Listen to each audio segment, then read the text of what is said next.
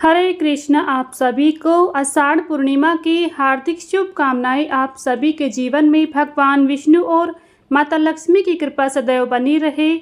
आषाढ़ पूर्णिमा के दिन व्रत, स्नान और दान करने से पुण्य की प्राप्ति होती है। इस दिन पवित्र नदियों में स्नान करने से पाप मिटते हैं। आषाढ़ पूर्णिमा आषाढ़ माह के शुक्ल पक्ष की पूर्णिमा तिथि को होती है। आषाढ़ पूर्णिमा के दिन सत्यनारायण भगवान की पूजा करते हैं और उनकी कथा सुनते हैं। आषाढ़ पूर्णिमा की रात्रि चंद्रमा और माता लक्ष्मी की पूजा का भी विधान शास्त्रों में बताया गया है। चंद्रमा की पूजा के बिना आषाढ़ पूर्णिमा का व्रत पूर्ण नहीं माना जाता है।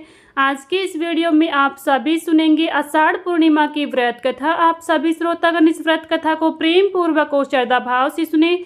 आप सभी की मनोकामनाएं भगवान विष्णु अवश्य ही पूर्ण करेंगे। आषाढ़ पूर्णिमा के दिन स्नान दान का विशेष महत्व बताया गया है। आषाढ़ पूर्णिमा के दिन कथा सुनने से पहले आप जानेंगे शुभ मुहूर्त के बारे में। आषाढ़ माह के शुक्ल पक्ष की पूर्णिमा तिथि 10 जुलाई को 1:36 पर शुरू होगी। इस तिथि का समापन 11 जुलाई को 2:06 पर होगा। उदय तिथि और चंद्रोदय के समय के आधार पर आषाढ़ पूर्णिमा 10 जुलाई दिन गुरुवार को मनाई जाएगी। उस दिन गुरु पूर्णिमा भी है। इस साल आषाढ़ पूर्णिमा का व्रत, स्नान और दान एक ही दिन किया जाएगा, जो कि 10 जुलाई को होगा। आषाढ़ पूर्णिमा तिथि का सूर्योदय और चंद्रोदय दोनों एक ही दिन है 10 जुलाई को, इसलिए व्रत, स्नान, दान एक ही दिन होंगे। इस दिन ब्रह्म मुहूर्त सुबह 4:10 से सुबह 4:50 तक रहेगा। ब्रह्म मुहूर्त में आपको आषाढ़ पूर्णिमा का स्नान करना चाहिए और शास्त्रों के अनुसार स्नान के लिए ब्रह्म मुहूर्त सबसे उत्तम समय माना जाता है। यदि आप इस समय स्नान नहीं कर पाते हैं तो सूर्योदय के बाद ही भी स्नान कर सकती हैं। आषाढ़ पूर्णिमा के दिन का शुभ मुहूर्त यानी कि अभिजीत मुहूर्त है सुबह 11:59 से दोपहर 12:54 तक रहेगा। इस समय में आप कोई भी शुभ कार्य कर सकती हैं, स्नान दान का कार्य कर सकती हैं। आषाढ़ पूर्णिमा का निशितम मुहूर्त देर रात्रि 12:06 AM से 12:47 AM तक रहेगा। इस बार पूर्णिमा तिथि के दिन इंद्र योग का निर्माण हो रहा है और उस दिन इंद्र योग प्रातःकाल से लेकर रात्रि 9:38 तक रहेगा। उसके बाद वैद्रिक योग बनेगा। आषाढ़ पूर्णिमा के दिन पूरे समय पूर्वाषाढ़ नक्षत्र है, जो पूर्ण रात्रि तक रहेगा। 10 जुलाई को आषाढ़ पूर्णिमा के दिन चंद्रमा निकलने का जो शुभ समय है वो रात्रि शाम 7:20 से। जो लोग व्रत रखेंगे उनको चंद्रमा की पूजा और अर्घ उस समय देना है जब चंद्रमा आसमान में पूर्ण रूप से निकलकर अपनी रोशनी बखेरता है।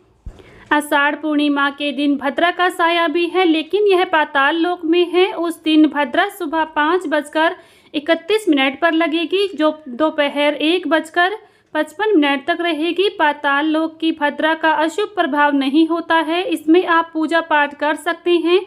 आषाढ़ पूर्णिमा के दिन व्रत और सत्यनारायण भगवान की पूजा करने से परिवार में सुख और शांति आती है। रात्रि के समय में माता लक्ष्मी की पूजा करने से घर में धन, धान्य और वैभव में बढ़ोतरी होती है।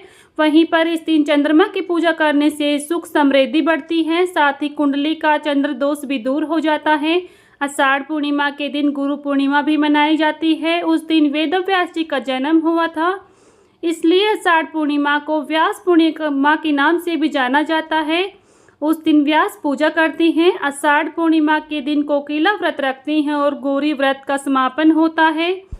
इसलिए आषाढ़ पूर्णिमा के दिन सुबह जल्दी उठकर किसी पवित्र नदी में स्नान कर लेना चाहिए। यदि किसी पवित्र नदी में स्नान करना संभव ना हो तो पानी में गंगा जल मिलाकर स्नान कर सकते हैं। इसके पश्चात सूर्य मंत्र का उच्चारण करते हुए भगवान सूर्यदेव को अर्घ दें। पूर्णिमा व्रत का संकल्प लें। इसके बाद भगवान विष्णु का पूजन तुलसी, धूप, दीप, गंध, फूल और फल से करें। इस दिन काले तिल का दान करना बहुत ही शुभ माना गया है, इसलिए काले तिल का दान करें। पूजा के दौरान सत्यनारायण व्रत कथा का पाठ जरूर करें। साथ ही इस दिन गरीबों और ब्राह्मणों को भोजन कराने से विशेष पुण्य की प्राप्ति होती है। यदि इसलिए संभव हो सके तो ब्राह्मणों और जरूरतमंदों को भोजन इस दिन जरूर कराएं। आइए अब प्रेम और भाव से आषाढ़ पूर्णिमा की व्रत कथा श्रवण करती हैं। आप सभी श्रोतागण इस व्रत कथा को प्रेम और श्रद्धा भाव से सुने। आप सभी की मनोकामनाएं भगवान श्री हरि विष्णु अवश्य ही पूर्ण करेंगे। यदि आप भी गुरु पूर्णिमा के दिन व्रत रखकर अपने गुरुजनों का आशीर्वाद पाना चाहते हैं और चंद्रमा के दोष से मुक्ति पाना चाहते हैं तो आप यहाँ पर गुरु पूर्णिमा की व्रत कथा को जरूर सुने और अपनी मनोकामना के लिए प्रार्थना कर सकती हैं। आइए प्रेम और श्रद्धा भाव से सुनते हैं आषाढ़ पूर्णिमा की व्रत कथा। गुरु पूर्णिमा की व्रत कथा। प्रेम से बोलिए भगवान विष्णु की जय, माता लक्ष्मी की जय। पौराणिक कथा के अनुसार महर्षि वेदव्यास जी को भगवान विष्णु का अंश माना गया है। वेदव्यास जी की माता का नाम सत्यवती और पिता का नाम ऋषि पराशर था। महर्षि वेदव्यास जी को बचपन से ही अध्यात्म में बहुत रुचि थी।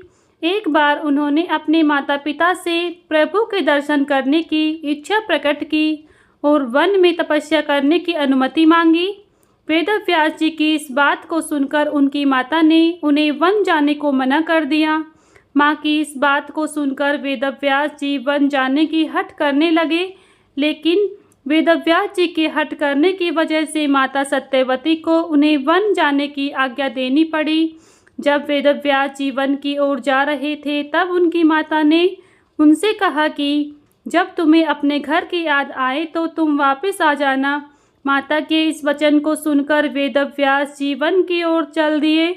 वन में जाकर वेदव्यास जी ने कठोर तपस्या करने लगे। भगवान के आशीर्वाद से वेदव्यास जी को संस्कृत भाषा का ज्ञान हो गया। इसके बाद उन्होंने वेद, महाभारत, 18 महापुराणों एवं ब्रह्मसूत्र की रचना की।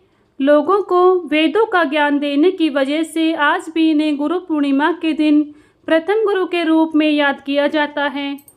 प्रेम से बोलिए वेदव्यास जी की जय, भगवान श्री विष्णु जी की जय, माता लक्ष्मी जी की जय। यहीं पर गुरु पूर्णिमा की व्रत कथा संपन्न होती है। अगर आप सभी को हमारी ये व्रत कथा पसंद आई है तो प्लीज़ वीडियो को लाइक शेयर करें।